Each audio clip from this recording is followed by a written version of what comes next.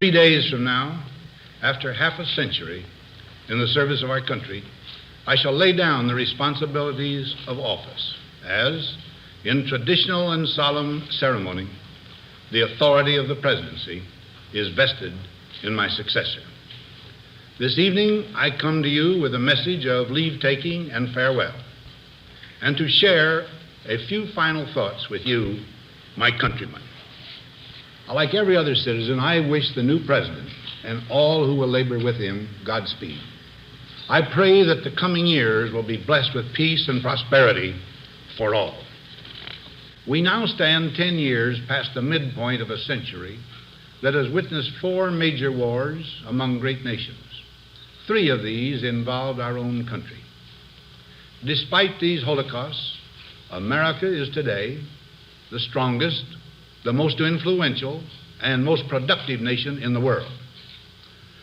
Understandably proud of this preeminence, we yet realize that America's leadership and prestige depend not merely upon our unmatched material progress, riches, and military strength, but on how we use our power in the interest of world peace and human betterment.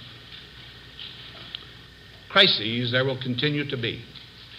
In meeting them, whether foreign or domestic, great or small, there is a recurring temptation to feel that some spectacular and costly action could become the miraculous solution to all current difficulties. A huge increase in newer elements of our defenses, development of unrealistic programs to cure every ill in agriculture, a dramatic expansion in basic and applied research. These and many other possibilities, each possibly promising in itself, may be suggested as the only way to the road we wish to travel. But each proposal must be weighed in the light of a broader consideration, the need to maintain balance in and among national programs. A vital element in keeping the peace is our military establishment. Our arms must be mighty, ready for instant action, so that no potential aggressor may be tempted to risk his own destruction.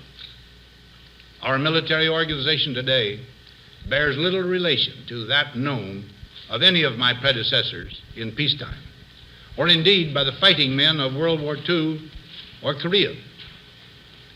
Until the latest of our world conflicts, the United States had no armaments industry. American makers of plowshares could, with time and as required, make swords as well. But we can no longer risk emergency improvisation of national defense. We have been compelled to create a permanent armaments industry of vast proportions. Added to this, 3.5 million men and women are directly engaged in the defense establishment. We annually spend on military security alone more than the net income of all United States corporations. Now, this conjunction of an immense military establishment and a large arms industry is new in the American experience. The total influence, economic, political, even spiritual, is felt in every city, every state house, every office of the federal government. We recognize the imperative need for this development, yet we must not fail to comprehend its grave implications. Our toil, resources, and livelihood are all involved. So is the very structure of our society. In the councils of government, we must guard against the acquisition of unwarranted influence, whether sought or unsought, by the military-industrial complex. The potential for the disastrous rise of misplaced power exists and will persist. We must never let the weight of this combination endanger our liberties or democratic processes. Today, the solitary inventor, tinkering in his shop, has been overshadowed by task forces of scientists in laboratories and testing fields. In the same fashion, the free university, historically the fountainhead of free ideas and scientific discovery, has experienced a revolution in the conduct of research. Partly because of the huge costs involved, a government contract becomes virtually a substitute for intellectual curiosity. For every old blackboard, there are now hundreds of new electronic computers. The prospect of domination of the nation's scholars by federal employment, project allocations, and the power of money is ever present and is gravely to be regarded.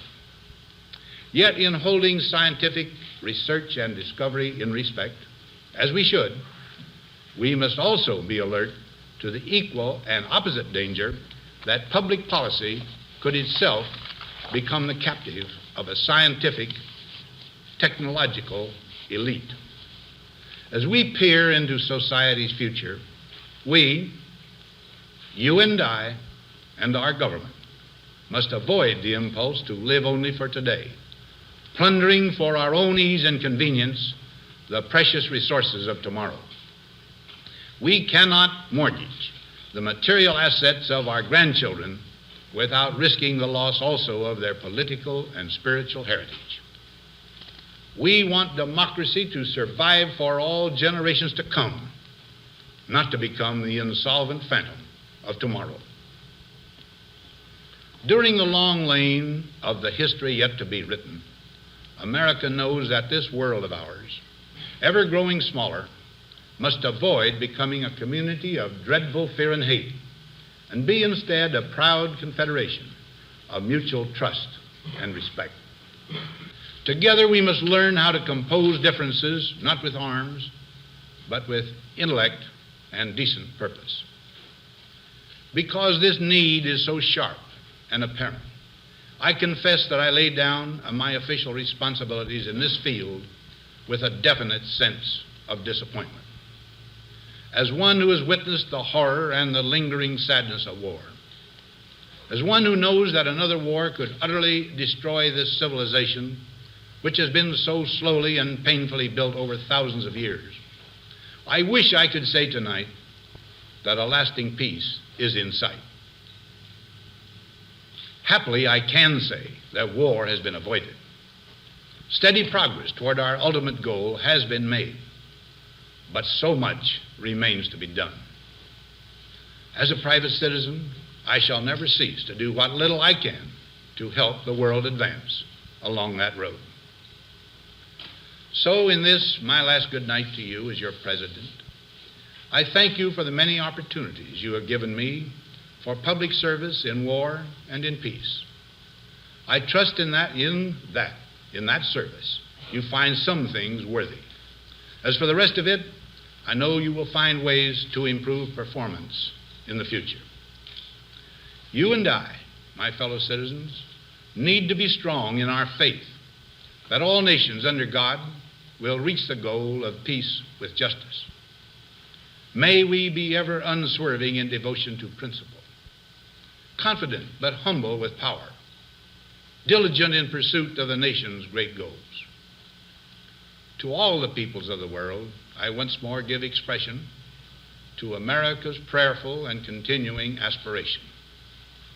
We pray that peoples of all faiths, all races, all nations may have their great human needs satisfied, that those now denied opportunity shall come to enjoy it to the full, that all who yearn for freedom may experience its spiritual blessings.